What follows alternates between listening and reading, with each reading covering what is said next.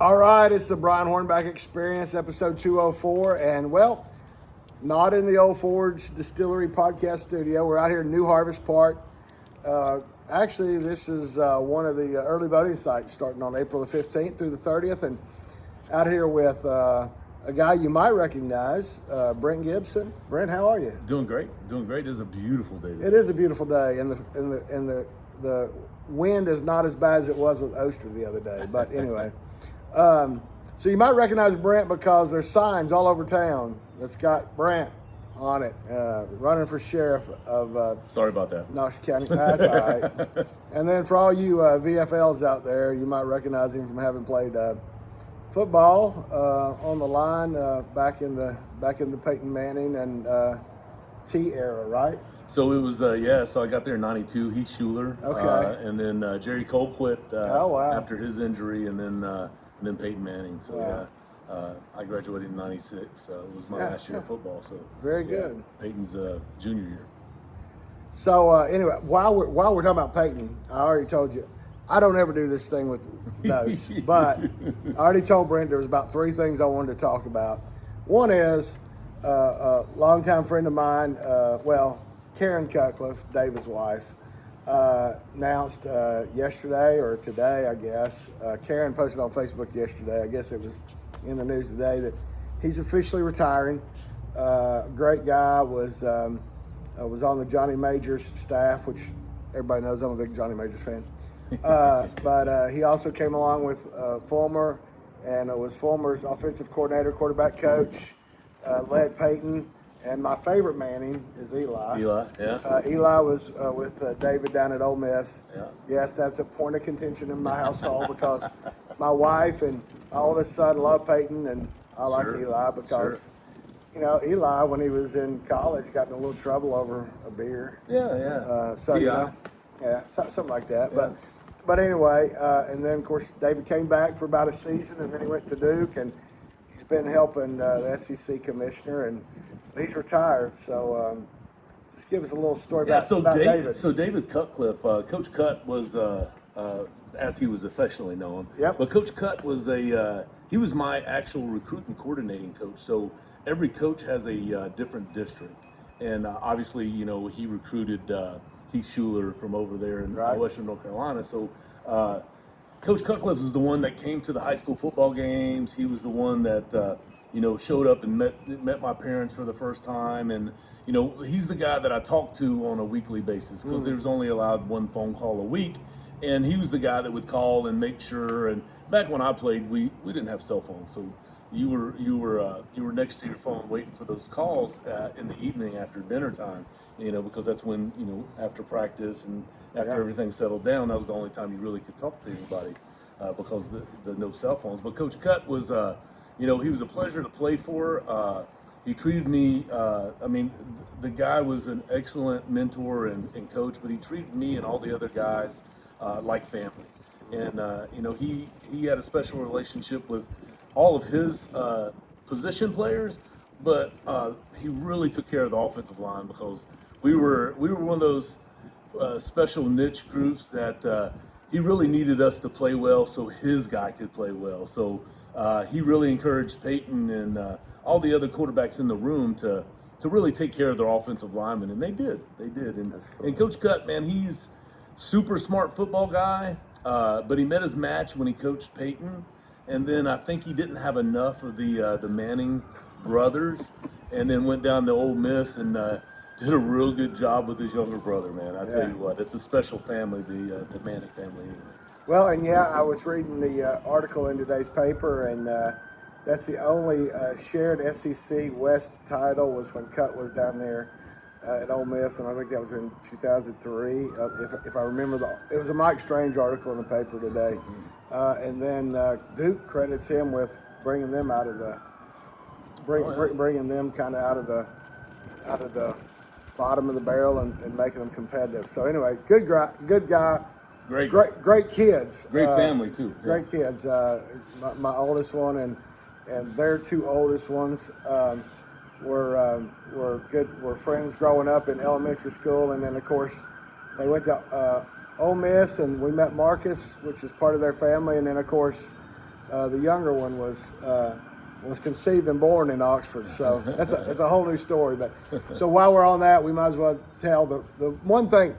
Brent and Bernie Lyons, which we're going to talk about in a second, that's the other thing I want to talk about, was one of the first two guys running for sheriff. We got 4 people running for sheriff. But Brent told some stories about his recruiting. He wanted to go play for Bobby Bowden, but there's a guy that maybe I shouldn't. I don't call it my idol or anything, but I am a Johnny Majors fan. Oh man! But so he's got a couple of stories about Johnny Majors during the recruiting, and I got to have that on the podcast. So Coach Majors, he come to the house. He come to everybody's house that he was going to offer a scholarship to, and he had knee surgery. So he hobbles up, and Coach, one of his assistant coaches brought him to the house and helped him drove him over from Knoxville to Canton, North Carolina.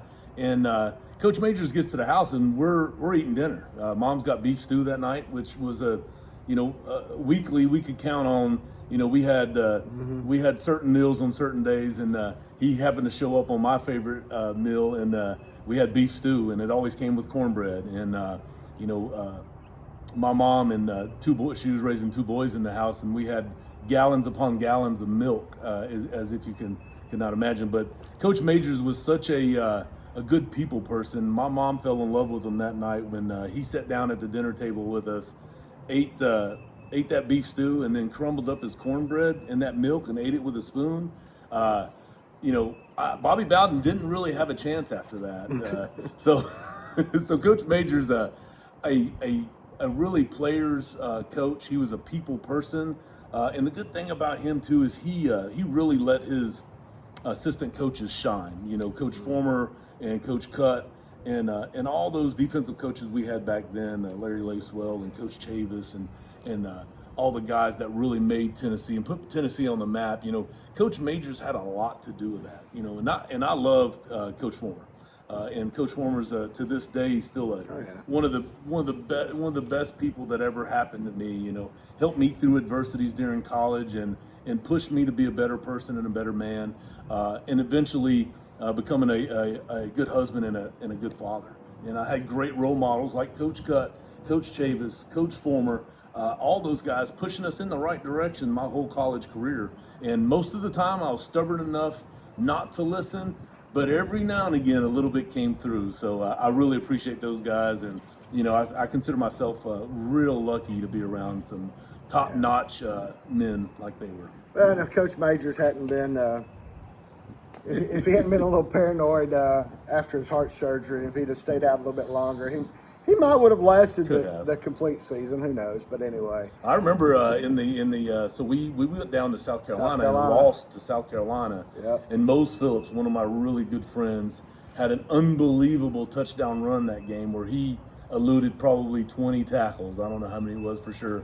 But Coach Majors, I'll never forget Coach Majors reenacting his run during that game in the team room Monday morning after we got back from Columbia. Wow. And I think that's what did him in. That meeting, he got real excited, and they ended up taking him to the hospital later on that night, and he stayed in there for the rest of the week. And things kind of went downhill from there. Yeah. So, but anyway, I did get a chance to have a picture, and I still have a signed football from Coach Majors. It's now deflated, but whatever. It's still in my office. Yeah. So we now we're getting back to the actual campaign stuff. You and Bernie were both the first 2 candidates out. We can't remember if Brent came out first or Bernie came out first. It really don't matter. But in my 40 plus years of being involved in politics, I got started in 1982. So however many years that is, I guess that's 44 now. I don't know that, people have always talked about early voting, right? Right. And they're like, well, but what if I cast a vote on April the 15th and election's May the 5th, and what if my candidate dies? And you're like, well, that's not going to happen. But unfortunately, this whole election season, Larson came out very early, a couple years in advance on the mayor's race, because he was term limited on commission. And so, the whole sheriff. I mean, everybody knew that Spangler was term limited. So you guys came out kind of in the summer of 22, I guess it was, spring or summer of no, 23. 23, yeah. 20, 24. 24. 24. Yeah, 24. shit, it's 26 now. It's Yeah, 26, yeah. So anyway, and everything kind of got kicked off. Hey, this guy and Bernie Lyon, their campaigns started on BrianHornback.com in September 25. I think that's the furthest out I've ever had a political candidates come on. But anyway, obviously, things were. I mean, Bernie had some issues. He had some health issues, but nobody anticipated really what happened in December after we did a few parades, Right. and that was the pneumonia and then a couple other complicating factors. And of course, Bernie passed. And so, what's funny about it is, and I've told Brent and the other three guys, I got to moderate a forum of the 4 sheriff candidates and the 3 mayor candidates for the Knox Federated Republican Women. And these 4 guys come up there and they stand up there and they all just answer the questions. And you don't really, I mean, it's like they've been together so long now. I mean, it's like just 4 dudes hanging out. No real tension necessarily. The mayor's race is a little more intense. Candidates are a little more intense. Maybe because there's a couple of ladies in the race. I don't know. We're not getting in. We're not getting in the gender issue. But no. The funny thing about Bernie is he spent a lot of time in the sheriff's department. He was number 2 to Sheriff Spangler for better part of 2 terms.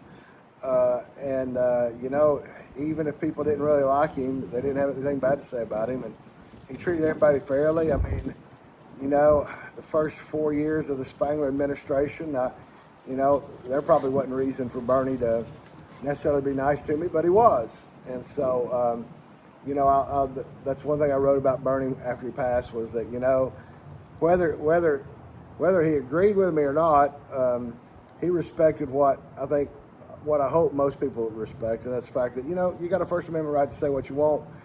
And he never took it personal. But just any thoughts on Bernie? Yeah, so, like you said, whether you like Bernie or not, you respect his service. The man was there 40 plus years.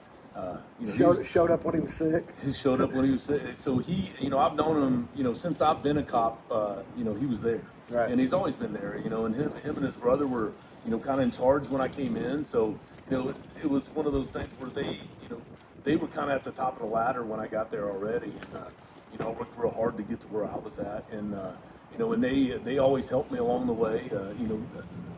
I can't think of a time where anybody's actually held me back from doing the best job I could do. So, I really respect the Lyon family. They're some of the all the Lyon family. Their father was the head of the chaplains forever, man. Right. And they, such a sweet man. And then, his brother Leland just identical to his father, just a sweet man. And it's a shame that Bernie left before his time. Right. And I don't wish that on anybody. And my serious sympathies go out to his family and everybody that was involved with the Lyon. And especially losing Keith that early on duty, it was tough. I remember the night I was working that night, so it's tough. And we'll miss him, and we'll always remember him. I mean, if you knew Bernie, you knew how he was. He didn't have to like you or anything, but he was always respectful to you. And I hope I can be like that, one day. The only thing I remember about the Keith Lyon, Keith obviously involved in a car crash over on what is that? Shaw Road. Shaw Road, yeah, over there near the Walmart on Clinton Highway. Right. Is I remember the night that we were receiving friends at Severe Heights Baptist Church, and a whole lot of officers had to leave because that was the night that Rocky and Leon Houston were served a warrant, and they took justice into their own hands and shot an officer and a ride along. And of course, that's all been adjudicated and whatever, but. Yeah, I was one of those guys that left the funeral early to go out there. Yeah. So anyway, that always sticks in my mind, watching everybody peel out and going, "What's going on?" They're like, "Well, officers got shot down in Roane County." So anyway, all that. Now here we go. We start talking about the campaign now. So you graduated from the University of Tennessee, Right. and you thought about going into law enforcement. You thought about going into something else, and you ended up sheriff's department, and then you ended up staying there for a while. Yeah, so I always thought, I wanted to, be in law enforcement, but I wanted to be at the best place, the top, the agency that would really fit where I thought I ought to be, and I thought that was the FBI. I mean, Right. Everybody thinks that, the FBI is, that's the ultimate of the law enforcement. So I get into law enforcement because I send my resume in, and they're like, oh, you got to have 3 years of managerial experience before you can apply to the FBI. And I'm like, okay. So I got a job at the sheriff's office, and man, I fell in love with it from the first ride along I did. It was just, I knew that's what I wanted to do. So I made my goals very young in my career to achieve some things to where I could get to where I wanted to be, and quickly found myself, on patrol. After graduating the academy in '99, on patrol, and then getting sergeant pretty quickly, and then lieutenant, and then captain. And 17 years on the street as a patrol officer or patrol supervisor. Worked every call you could ever imagine. About my 5th year in, I joined the SWAT team. I tried out for the SWAT team, and they picked me. One of the elite teams at the sheriff's office, and a bunch of close guys, and they still are. And I served on the SWAT team for 20 years, and then about year 14, I actually took over as commander of the SWAT team, which was a great honor, and that was under Spangler, and served as the team commander and the leader of that group, and which was a great privilege to me. So in 2016, I left and went over. I left patrol, and there was a job opening in the training division, and I took the job over in the training division at the sheriff's discretion at that time, and was promoted to assistant chief deputy, and I was the chief over the training division, and I did all the academy training, and then all the in-service training for all the officers. I've trained approximately 65-70% of the officers that are on the street now, which the turnover rates varies from year to year, but Right. there's a bunch of good men and women that work at the sheriff's office, and I'm glad that I had a part in helping those be successful through the training. And then what makes you really happy and proud of what you've done at the departments when somebody gets out on the street and they get involved in a deadly force situation or a life-threatening situation, and they handle that, and they come back and tell you, hey, if it wasn't for your class on whatever it is, where we trained over and over and over to do this or that's what saved my life that night. So it makes you feel like you actually done something, and that's I've been involved in training my entire career in one way or another. I was an FTO, I was on patrol, and then FTO sergeant and supervisor when I was on patrol also. So being involved in those young people's lives really made it worth it to me to help those younger officers really excel in every avenue they needed to do that. So and I still do that today. I coach high school football at Gibbs High School, and I try to coach track up there too. I'm a throwers coach, so I do all the field events. So but I have a great time with those kids, and I push them to be the best they can be, and hopefully they see something in me that, hey, I want to be more like this guy. He was successful in his career, and he gives time back to the community and helps the people that need to be helped. So I'm assuming it was in the sheriff's department that you met your wife. Yeah. So Crystal and I, she was in my. So I started in being a part-time instructor in the academy when I was out on patrol after my first or second year. And I started out as a PT instructor, so PT instructor and a firearms instructor first. And so I did those 2 classes in the academy, and she was a college athlete like I was, and she played softball, and she wasn't always given the best effort, let's put it that way, as she could have been given. So we didn't really get along at first. It took her a little while to warm up to me, but we met there during the academy, and then started dating later on after she got out on the patrol, and that was pretty much it. I got two wonderful girls. She's from the Gibbs area up in Corrington. I was going to say, how's a guy that, one thing we didn't cover was, if you know anything about Brent, was he was an Army brat or an Army kid, and so he traveled all over. But I'm like, how did you end up in Gibbs? But I'm sure it's the Booker connection, right? So yeah, so this is the funny thing. So when I was in college, I had a friend, Mike Nipper, and he kept his horses at Joe and Julie Bond's house up in Corrington. Really? Okay, that's your neighbor. So it's my neighbor now. So Joe and Julie, they, I was really interested in riding horses, which sounds weird because I'm from the city. I'm from a little town in Canton, but right. But I grew up in Fort Belvoir, just south of Washington D.C. So I wasn't really an outdoorsy type person. Until I met them. Because he grew up at the foot of Champion Paper Company.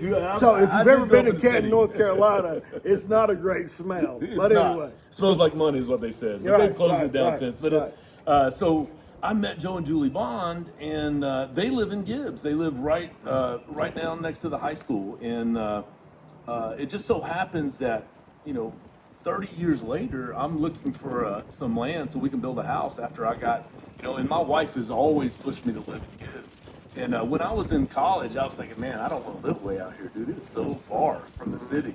They ain't even no streetlights out here, man. It's dark down here, So, and it's funny that I end up living on the exact, down in the corner, the exact same farm that I learned how to ride horses and rope and do some of those things that are more relaxing, let's say, than what I picked for a living and playing football in college. So exactly. But I had a bunch of friends. Jesse Sanders, he lives out here, and he was a ball player back then. And I took friends all the time up there, Ryan Collins and Ben Talley, and all those guys.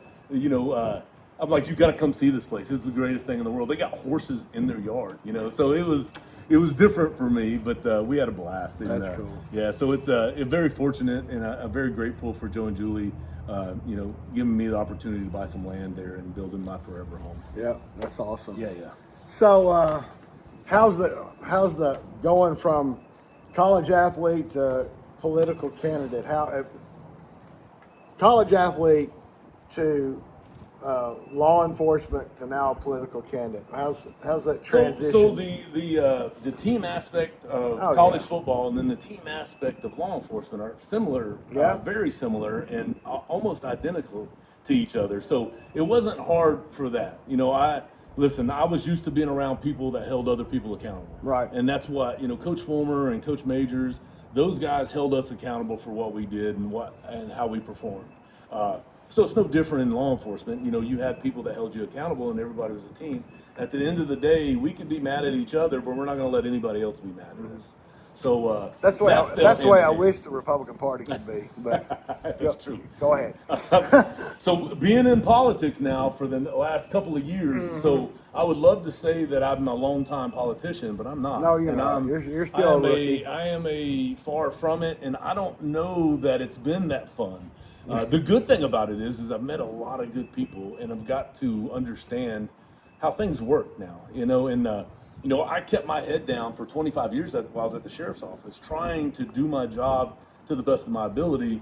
And when you look up, you're kind of like, okay, everything else is moving on, and you're back at the grind again. And you know how it is with work. You kind of do what you do on a daily basis to get better and make things better for the people that work for you and the people you're around every day.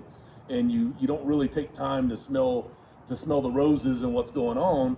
But then when you have kids, now your focus is even. So you got work and then you got kids, and you don't really have time for anything else. Right. You just barely have time to sleep then, especially when you and your wife both are on rotating shifts, and you got to find somebody to watch the kids and somebody to drop the kids off and those kind of things. And luckily, my parents moved from North Carolina over here to Tennessee. Oh, I didn't realize that. Yeah, so both my mom and dad, they actually moved over here, and my brother lives here now. And, okay. And after college, he came back after he got done with his military stint, and my brother actually worked for the sheriff's office in corrections for a couple 3 years, and then flew helicopters Wow. in our aviation division. So I got a serving family. If I wouldn't have got a scholarship to Tennessee, I would have been in the Army. That's just what we do, and Right. I would have been expected no less. But so going from work into politics is it was kind of the next. How can I make it better? Right. Well, in order to make it better, you kind of got to be in charge, Right. and you got to force the issues on some things that you really feel strongly about. And I think our past sheriffs have done a good job. And it's my turn now. It's my turn to try to get some of the things that they couldn't get done. Let's get them done now. So what are those? So I'm big on community and people. All right. So not only the Knox County citizens, but my people, are people that work at the sheriff's office, and I consider them mine because I'm friends with all of them. Right. And you want them to succeed, and you want them to be the best police officers they can be. But by doing that, you gotta recruit the best of the best, and then you gotta keep those people. And it's hard to say. I came to the sheriff's office and made $18,000 a year. Yeah. Wasn't great for a college graduate, but I loved my job so much that it didn't really matter. I'd have done it probably for free if they'd have just paid for my apartment Room and and board. gave me some food. I'd have been fine. But you got to take care of these guys now, these men and women that are coming, and working in the correctional facilities and and coming to the road. You got to take care of them, and you do that by giving them great benefits, a good pay, good benefits, health insurance, retirement packages, and incentives like education incentives. Pay them to further educate themselves, and let them know that you actually care about their development in your department. So their pay is kind of on par. I mean, it's still not ideal, but Right. it's on par from where it was several years ago. But benefits clearly is one thing. The UOP came and then the UOP went. Right. I mean, maybe we don't need the UOP, but clearly we need something, because at the end of the day, law enforcement's a lot like military service. Sure. Because a lot of times these people are serving out on the streets, and even those that serve in corrections. Right. I mean, they're just one fight away from having a permanent disability, a permanent injury that Right. that Well, that's not to even lasts mention for life. PTSD Right. and the things. You don't have to be involved in a deadly force situation to have PTSD. Right. I tell a story a lot of times. These guys, day after day, seeing the trauma that we see on traffic accidents and shootings and domestic violence calls. Some of the worst memories I have aren't when we're fighting the bad guys. It's the aftermath of the stuff that happens before you get there. Well, even child crimes today. I mean, how anybody can be an investigator in child crimes, or even I've said to District Attorney Sharmellen, how she and her prosecutors can see some of the stuff they see in child crimes and still not be affected by it. It's Listen, it takes your toll. My wife being in homicide for 12 years, it took a toll on her, and it still does. She remembers a lot of things that went on, and very, very prevalent crimes that happened. I got 2 daughters, and some of the worst scenes I've ever been on, involved young women, and it sticks with you, Right.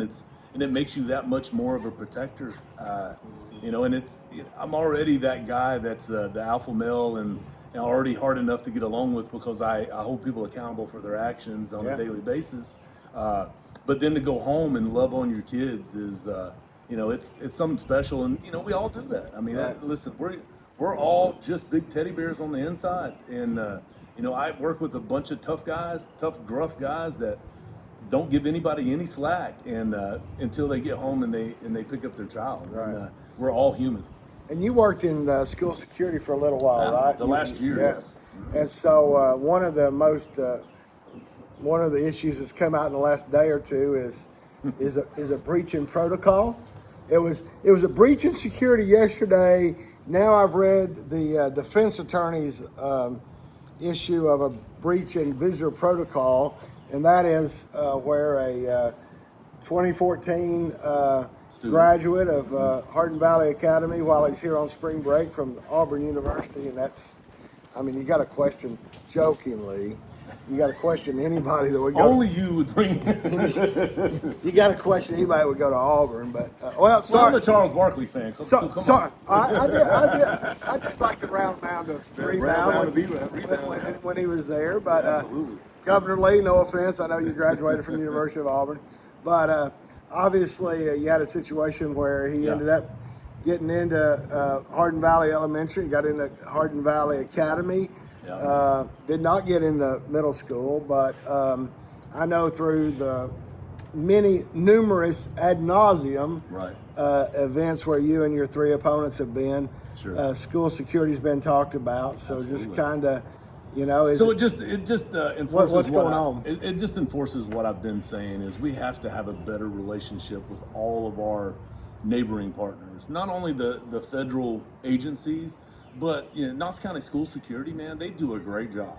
But we have to know, like, so the officers weren't notified that kid was even in the school until 2 days later. Right. So, you know, things like that need to be brought to attention as soon as possible. You know, those guys have radios, and we should have known. You know, I know those officers were in the parking lot. I believe, you know, both the middle school officer and the high school officer were out there. At that same time. Well, and if they weren't there, they were pretty darn close. They were really close anyway. So because you got three schools that are like right together, so you know there's at least one officer. So close by. Yeah, there's and I know that those officers down there. I know those two guys down there personally, and they're both great officers. And you know, that's one of the things is, you know, if we're down there and we know about it, then we can do what we do as cops and run those people through the system to make sure they don't have any wants, warrants, or any other exceeding things that may have happened that we should be aware of, that dispatch knows, you know, through its IC and other things. Well, and that's the other thing is, you know, from what I read, obviously, yesterday was the story from the school side and from the warrant side. Right. Today was the defense attorney, and, you know, there's some issues with the warrant. But, as you say, when they kicked the kid out of Hardin Valley Academy and said, hey, get out of here, you're not supposed to be here, or Hardin Valley, whichever one he went to second. If one of the sheriff's officers had been able to talk to him, then you could have. We would have ran him, and you'd have gotten all the information. We didn't know exactly what he's into. He'd be living his best life in Auburn instead of getting extradited back to Knox County. That is true. that is absolutely true. So it you know, communication is where that lacks, and you know, I know the new chief of police, or the chief of security down at the Knox County Schools. Right. Carl is a great guy, and we're hoping to work well together, which I know we will. I already have great relationships with all those security guys down there anyway. So, and always have. I mean, and you know, we work, you know, hand in hand at almost every school. You know, there's still a couple of schools that we don't have officers in, and you know, the government, the governor actually funded us so we could have, you know, and that was before I left. So, you know, we're working real hard. I know Sheriff Spangler and everybody's working real hard to get that done. But as soon as when we get that done, then we can, you know, expand on that, have training together, and hey, this is kind of the protocol that we're gonna, you know, if anything goes wrong or anything that's happening, you know, we need to be abreast about the situations, and that way things don't fall through the cracks like it does now.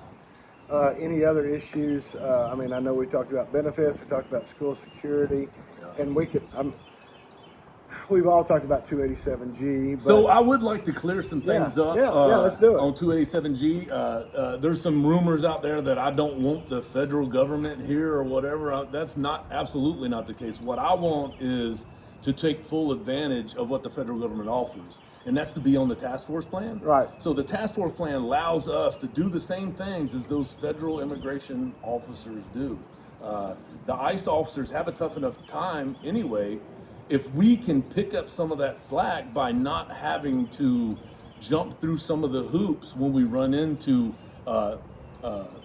immigration issues, and we can handle them ourselves, that would keep them from coming out and having to enforce immigration in our county, for the most part. But when they are down here and they do have, and then obviously we're going to have the best relationship with those men and women anyway. And the task force model doesn't take any manpower away from Knox Right. County Sheriff's Office. Well, the training is online. It's right? an online 40-hour class. Right. My wife is one in Sevierville PD, and she took a 40-hour class. And their jail's not on the 287G jail program, so they have to take them to Blount County. But since ours is, we actually detain those people for ICE there, and then it's pretty much they come. Not as often probably as they need to, but they come pretty often and pick up those people that we have in custody for immigration. Well, I know at least one of the opponents has talked about at least at one of the many events. I told the mayor candidates before the Republican forum, when I saw them at a home builders forum, I'm done coming to forums. I've heard y'all ad nauseum.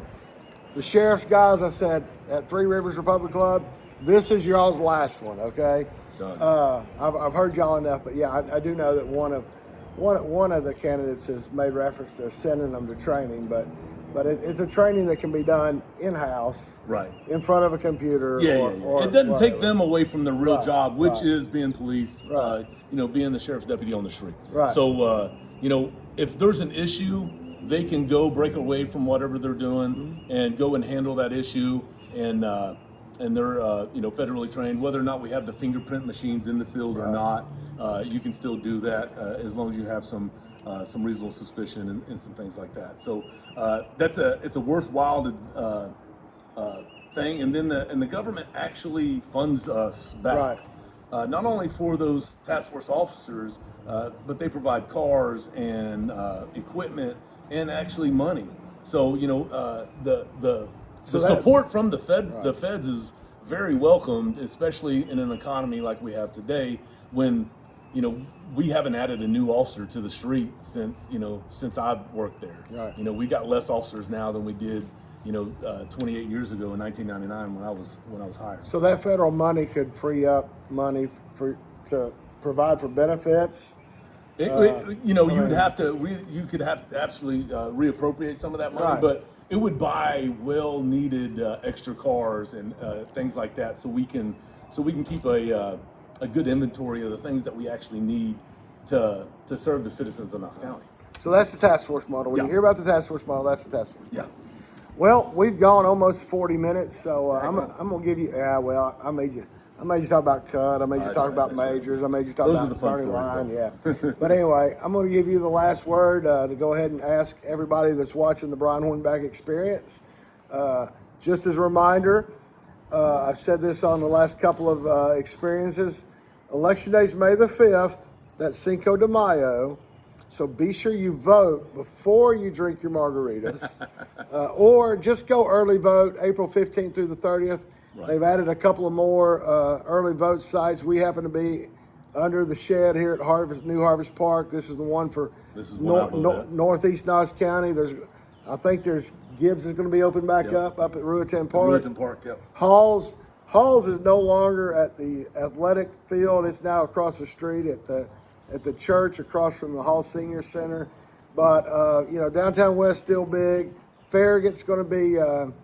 I think they're moving into the community center, and there's going to be there's plenty of early vote sites. We'll have those on the website, but I'll give you the last word to ask for everybody's votes, and I'm just glad that I'm getting all 10 of you, all 10 of the candidates that have been sponsoring on the Mega Bullhorn and Truth, BrianHornback.com. Their podcast in before April 15th. So, well, Brian, I really appreciate you and all your support to everything that's political and all your hard work on the SEC and everything you do for us there, and really making us aware of a lot of things that we might not be so aware of if you wouldn't bring to our attentions. And I really do appreciate that. But I want to tell everybody, if you just remember one thing, remember this about me, that I love Knox County. I love the people here in Knoxville. This is my home now, and I'm not going anywhere else. at the end of the day, it's about the people that work for me or work for us in Knox County and serve the citizens, you guys of Knox County. And I would love to have your vote. And please remember to get out and vote. April 15th to the 30th, early voting. May the 5th is the election day. Thank you so much. It's been a pleasure. All right. See y'all on the next one.